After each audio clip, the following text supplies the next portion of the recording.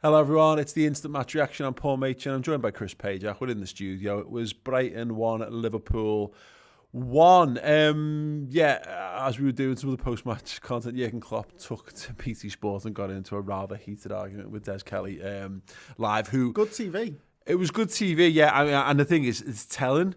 Des was clearly waiting for it, and he knew. And I think every television interviewer, based on what we saw from Klopp last weekend, will have been mentally having that conversation in their heads and been told to take it to task. And BT Sport were never going to be the ones to let it fly because Klopp is almost directly attacking them.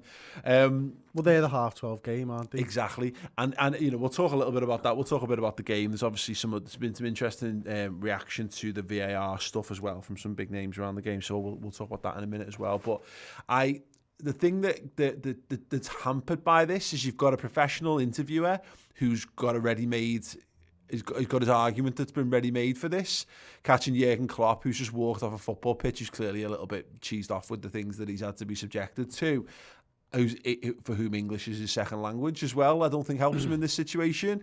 And the problem we're faced with now is that some of Klopp's points will get lost, I think, in the people actually just enjoying the fact that Jurgen Klopp's getting riled up on television as much as anything else. Yeah, they will be, and I think you're absolutely right. He's almost lying in wait there, Des Kelly, isn't he? And he knows that it's the 12:30 game that Klopp's been talking about. So even more so, it was always going to be at the forefront of Klopp's thinking, and also adds to the fact that we pick up another muscle injury, hamstring injury this time around with James Milner. And the substitute in the meeting midweek and everything else just said that this was going to be a volatile interview. There's his line in way. Klopp gets his points across, I think, really well. I don't think he does come across as salty. I think he comes across as angry. And you're allowed to be under these circumstances. I mean, he'll be angry first and foremost that, 2 goals got chalked off for VAR and the penalties that we've conceded and the fact that they get an equaliser late from one of those penalties. He's absolutely spot on, Klopp, in this. For me, anyway, it's abundantly clear that he's talking about this for the league. And yes, he's talking about this for Liverpool because Liverpool are in the league. He's talking about this, and he says it. He's talking about it for the clubs that are involved in European football, is what he's talking about. And that's why, and he's Chris Wilder had a go at him in his press conference this week about the fans being allowed back into stadiums, that Jurgen Klopp's being selfish because his selfish things don't apply. It's a different argument, and unfortunately, Jurgen Klopp dragged him into this one, of course. But the problem is, where his point is spot on, and where unfortunately it's being lost in this, because Des Kelly has decided to be offended. It's like when the rules in a restaurant are wrong and your server gets wound up by it. It's like, it's not your fault, but it's a bit jobsworthy. And I get it. He's chosen to defend his broadcast, and he's saying it's the Premier League fault. No, it is actually BT's fault, because he's right. Jurgen Klopp's point is that, look, there should probably be a decision made as should there be early kickoffs in this regard. But he's actually not saying there's necessarily a problem with there being 12:30 games. BT have chosen Liverpool, and that's the problem with it. Is that his argument is this: you could pick, from all the choice of games they have available, BT have chosen Liverpool because the 12:30 slot is BT's slot, and he's basically saying don't use it. And the defence is, well, they've got TV still. It isn't Liverpool's fitness issues are not BT's concern. But that's why Klopp's pissed off with them, because if he's given a few more hours, or he's given a Sunday fixture or whatever, then he's less arsed about all these things, because these games still have to be played. But this is the problem, and that's almost the concise point of this, and it gets lost a little bit. And then you should be speaking to the Premier League. Blah, blah, blah. No, because the Premier League don't choose Liverpool to play 12:30. BT choose Liverpool to play 12:30. If Liverpool get picked for a 5:30 game, again, he's less arsed about it. I disagree slightly, just from the point of the Premier League may have been able to say in the contract talks, don't pick European clubs for those 12:30s, and BT might not have paid for a 12:30 if that was the case. So there is the problem for me does come from the Premier League, because there are no rules and restrictions on who they can pick. But nobody else can change this now apart from BT. Exactly. Is why Klopp's kicking off at them, because they're the only one left to shout that he can go to the Premier League all he wants, but the contracts are signed, and everyone's saying nothing to do with us, and the broadcast going nothing to do with us. Well, it is now a broadcaster issue, because the broadcaster are now the only people who've got any movement left in this. They and again, it boils down to the argument about the quality of football being played out before it. get it. You'd rather Liverpool, because Liverpool's going to draw more eyes and gain more subscriptions for BT, probably out of what's left. We're probably looking at who's got the various games. Liverpool were probably the best that was kind of left, and it's why you're actually Liverpool Crystal Palace is the next one, and I mentioned that again. We've been picked for it 3 times now. We're playing Wednesdays, and we're getting picked for this game again, and it will feel unfair. And no wonder Klopp's pissed off. Again, you're right. He's allowed to be pissed off because somebody is making a decision that's out of his hands. And it's putting his players through the ringer as a result of it. So I get it, and it's just. Yeah, it's just compounded, annoying. isn't it, by the fact that we've not got the 5 subs, that we've got all these injuries, that we've got players who aren't available to us, and now this is making a really what is normally a tough management period anyway even harder. The fact that we didn't have pre-season and everything else, it's all compounded, and that's why it's been brought to the forefront over the last couple of weeks, is because everything's building up. And I mean, I normally like the presenter. Who's the presenter? Is it Jake Humphries. I normally really like Jake Humphries. I know a lot of people don't, but I think he's really, really good at his craft. And he said afterwards, maybe Jürgen should be focused on his team more than the broadcasters. And I'm like, no, I disagree there, because Jürgen can absolutely focus on his team and then lose his rag with the broadcaster afterwards, because the game's done. Yeah. He's put all his focus in. And that's used deflecting there, to be honest. The problem is with this, unfortunately, because broadcasters are cynical fucks as well, looking to make money.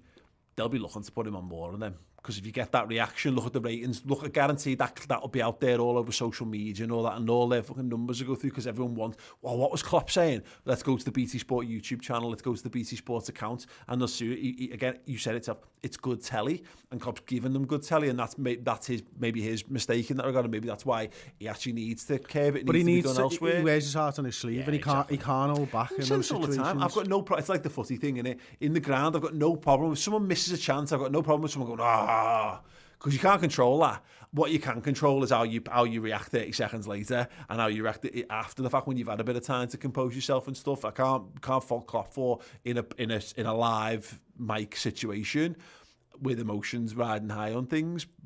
Forcing it. He's made the fatal mistake, of course, of fronting the guy with the microphone, unfortunately, and he's actually, and it's, Des Kelly again is ready for that, so he's just gone made up. I've got probably get a bonus for that. Well, yeah, exactly. I've got to make all the arguments that I've been mentally. He's been writing that conversation in his head since last weekend. Yeah, because I would. I'd be waiting for that, lying in wait for that kind of thing to rise, and he tries his best to get out of it. Klopp doesn't rise the first time, and then unfortunately kind of gets sucked into it down the line. But yeah, I mean, I'm sure that'll rumble on, and again, if there'll be rival fans who'll be desperate to like use it as a thing to bash. But it goes back to this argument once again. This is why, by the way, the top clubs are talking about this Project Big Picture and all this kind of stuff, because this is the point, is that why are you choosing Liverpool?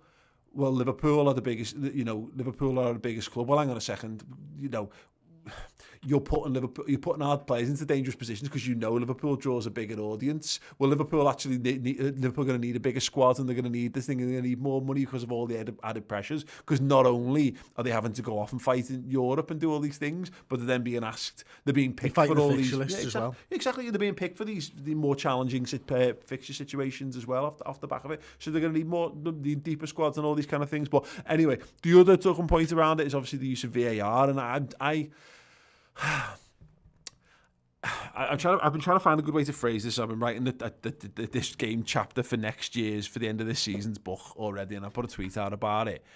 I'll read a tweet from Henry Winter about this, because he's a very well respected journalist, and he says, "Clear and obvious is dead and buried. It is no more. It is now all about pedants in the Stockley Park looking for anything in slow motion. VAR is good if used as a safety net just to catch shockers. Why not let the game flow? Use VAR judiciously and invest more in developing better refs." It is an argument. It is the unwinnable argument of the spirit of the game versus the rules and I can't look, and you said this really well earlier. I can look at all them decisions and understand why they've been given, but it becomes a point of, Nobody thought that was a penalty. The Robertson thing was a penalty in normal time. It's not a blatant shocker of a decision. Danny Welbeck isn't going through on goal. He's not, it's not been denied a goal scoring opportunity.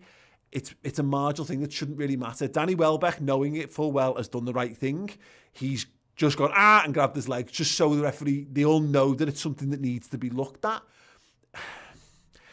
I feel like I'm a dinosaur dying on a fucking, like a poetic dinosaur dying on a fucking hill here for no reason. Do I need to just get over this and just fucking accept that this is what footy is now? I'm finding it very hard to marry my enjoyment, loss of enjoyment of football with what the rules are. First off, I said it during the player ratings. Individually, those two decisions are all right. Exactly what you're saying there. But when you have to slow something down and then someone has to look at it and then the referee has to go away and look at it again, that's not clear and obvious. Clear and obvious has changed 2 weeks ago or whatever it is. Now it's just incorrect decisions. Now my issue with that isn't so much.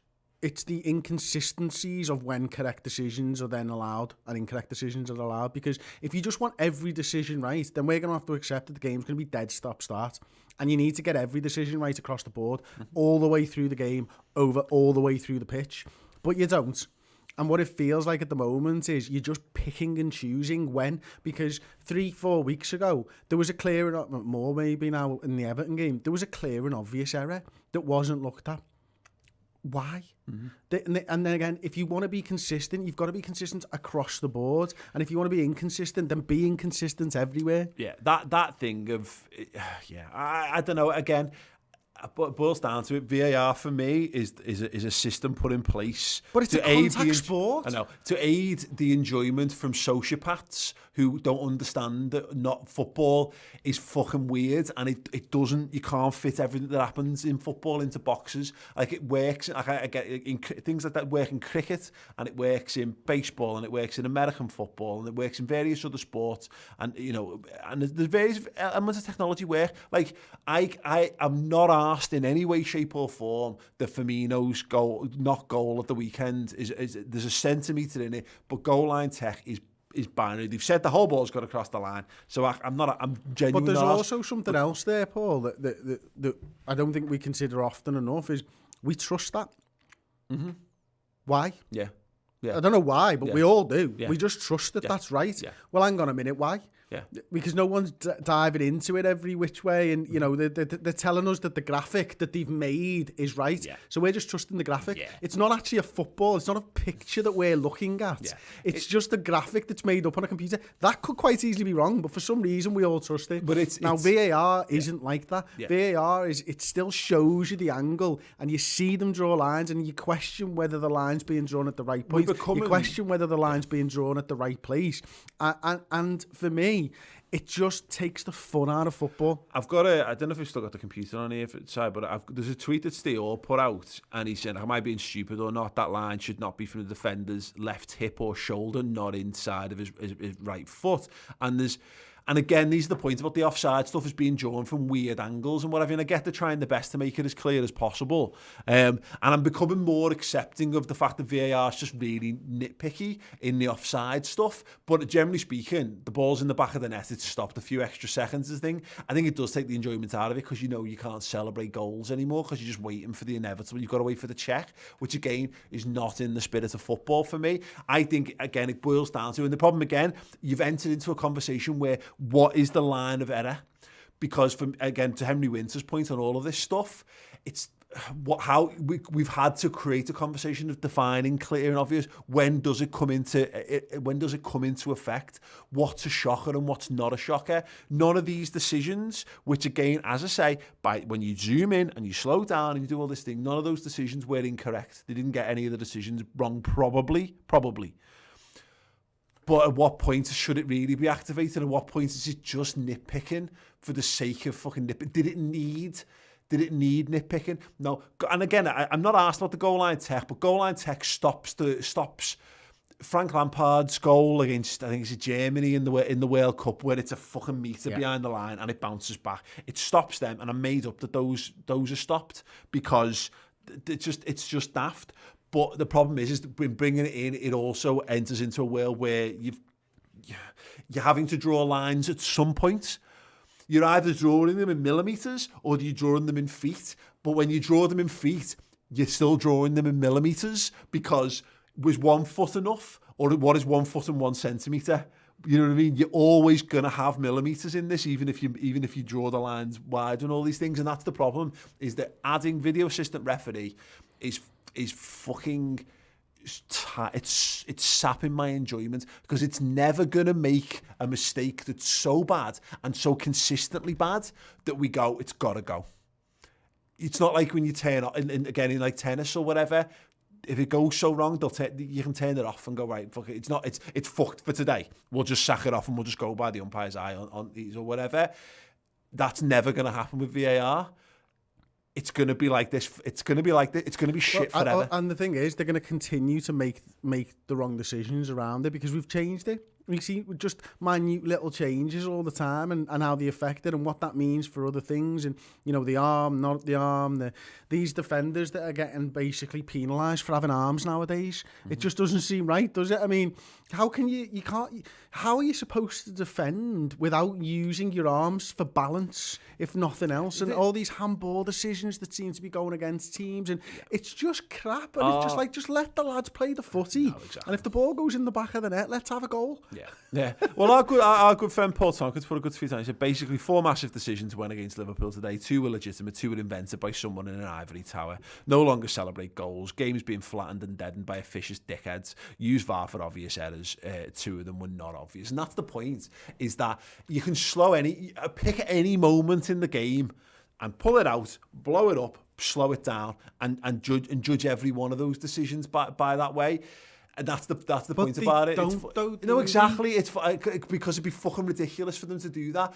Clear and obvious is meant to be stopping, like we say, lads being a metre offside and it going against it. Lads being completely cleaned out and dangerous play and off the ball into someone flattening someone decking someone and not being seen by the referee. You know, just these things. That Danny Welbeck one only looks like a clear and obvious error, because you're saying, was the contact? Well, there was, but in the full flow of football, I just don't think it's enough to say to the referee, stop doing what you're doing and come back. Yeah, look, any team, let's say any team scores a corner in the league now, or scores from a corner, I should say, in the league, you could probably have a look at a camera angle and see 4 fouls. Mm-hmm.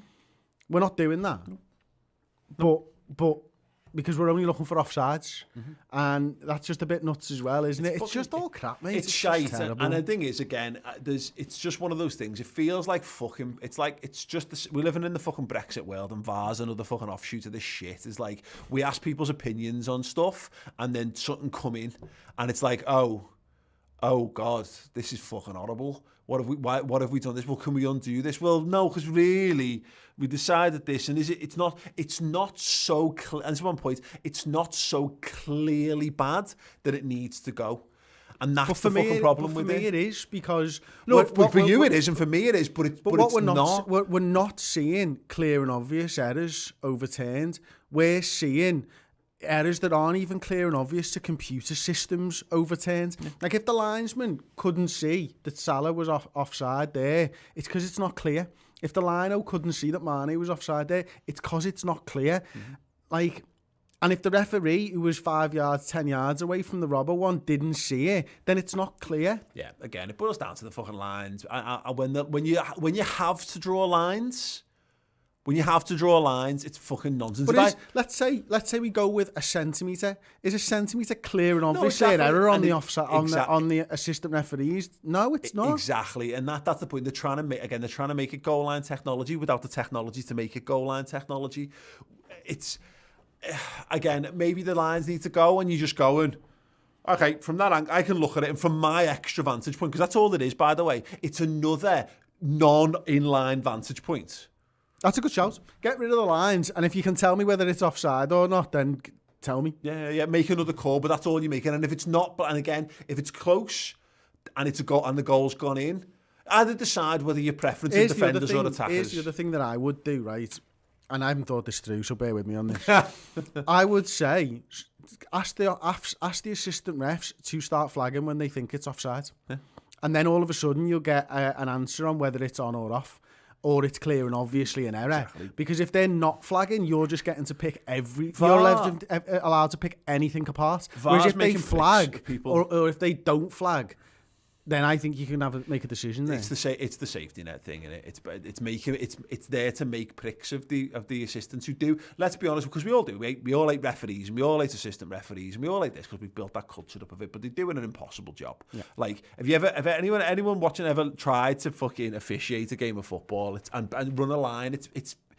It's very, very, very, very, very hard to do. Because, again, you're looking along the line and everything. There's so many factors that play contributing to it. Have you blinked? If you blink at the wrong time, you've missed it.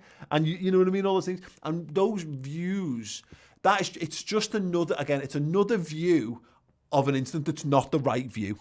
It's not, it's just, you know what I mean? That's what I mean. And the lines are put in there to make it look official. But they're not. It's just to make it look more like a computer that's doing it. But again, it's not. It's another person with an incorrect angle making a judgment call. Well, if that's the case, just fucking... You know what you could do, right? You could put loads of lines in, right? Instead of just the one that they draw, you could put a ton of lines in 10 centimetres apart and go, you have to have at least one line. You have to, one has to be in one has to be in the other for it to count as offside. But this is then the it's point. At least clear and obvious. Every time you put a line on, there's always going to be, there's that fraction whether it is or isn't. Sometimes it will be that, but there's always going to be a decision that's on the borderline of it. They'll always have that, because the second you try to measure anything, then you enter into another, minutiae conversation. Okay, well, let's just give the goals to Liverpool and take the 3 points. 100%. Let's just do that. I think we can all agree watching that should be what's done. LFC Aaron with the 4.99 super chat. Thank you so much, Aaron. Fuming with that at the end. We can't be too critical though. Players are tired. Yeah, look on the game itself, just very very briefly, because we'll do this all on the final word on Monday, of course. It's Liverpool. Look, Liverpool were crap, really. Let's be honest. For large portions of that game, they were crap. I thought Jürgen come out and saying how he was really pleased with it. I think is a contextual thing from his perspective. He knows how tired the players were. He knows how much of a physical test this was for them to get out there. So I'm happy to take his assessment on it, really. But we needed Jordan Henderson on the field, but we needed James Milner at right back. And this is the problem. We're much better for having the senior lads in the team compared to having kids on the pitch. I think that goes without saying. But we're into a position now where we're going to have no choice but to play kids. Yeah, well, look, I'm not privy to Jürgen and his training sessions. I'm privy to seeing Liverpool play with 11 world-class players, and we weren't up to scratch by comparison to that today. And there's reasons, but we didn't get going until Jordan came onto the field. We had a good 5 minutes at the start. We put them under a little bit of pressure. We struggled for it then. We probably could have closed the game out, maybe. The goal by Jota was absolutely brilliant. The movement was absolutely brilliant. But it wasn't until Jordan came onto the field, started striding forwards with the ball and setting where Liverpool were going to play football in their half that we started to. I thought there was some good performances. I thought Bobby Firmino was good. I thought Nat Phillips was sensational again. That's probably a second man of the match performance for me from him this season. Yeah. I'm really, really happy to see him play at the level that he's playing at. Yeah. And I love watching defenders defend. Yeah. It's one of my favourite things. Yeah, there's a wider point which I think we'll probably do on the final word. But yeah, I'm not going to steal any praise from Nat Phillips on that, because he did everything that was asked of him today. He's clearly being told to go out and defend, and he's gone out. Sometimes he puts himself in positions just so that he can do it. Yeah, absolutely. Good on him. No, I enjoyed Nat Phillips' performance. I think that was a real shining bright spot. Diogo Jota scoring again, of course, absolutely brilliant that we've got that kind of level of quality in there. Salah will be raging to have come off, of course, but it means that Salah will be chomping at the bit to go against Ajax in midweek, and hopefully that means that, again, I can't. It's another example of what we've talked about. The James Milner stuff, like, we're getting one every week, so we shouldn't need to keep having this debate. But we were having it during the game about Milner and where he was at physically and all this kind of stuff.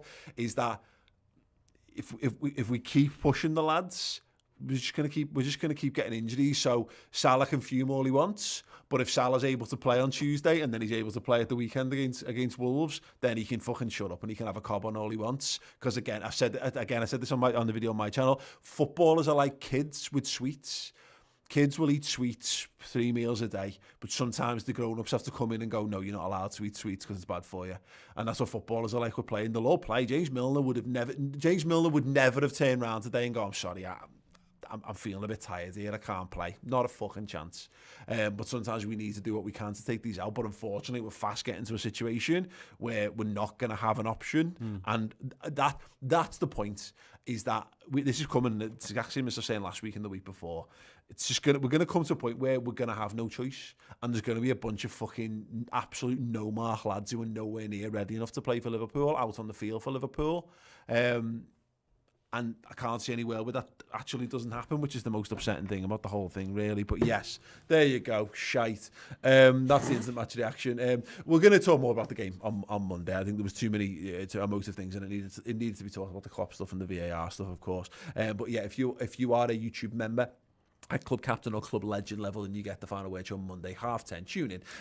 We'll do a bit of a deeper dive on that, and we should all feel loads better about it. Hopefully some of Liverpool's closest rivals fall flat on the faces this weekend. That would be nice to add to it all. But yeah, whatever, Liverpool pick themselves up, they will go again against Ajax, and so will we. Thank you very much for sticking with us all afternoon. We'll be back with more on Monday, Tuesday, Wednesday, every frigging day, because the games come thick and fast. But yeah, it's great. Do go and get yourself a 20% discount on Redmen merch right now. It is a very, very limited time offer. So if you've wanted to grab some cool stuff, now is the time to do it. Use the code CHAMPIONS, all caps. You can go to bit.ly/Redmen merch and use that code and get 20% off on a wide range of our awesome products. Mugs, t-shirts, hoodies, sweatshirts, all of that good stuff. So yeah, do that. Support the channel and get some boss clobber and stuff out the back of it. Sounds good to me. Cheer yourself up after a bit of a shitty downer of the footy. But the Reds will be back. We will be back, and we'll be smiling, I'm sure, in very short thrift. See you all soon.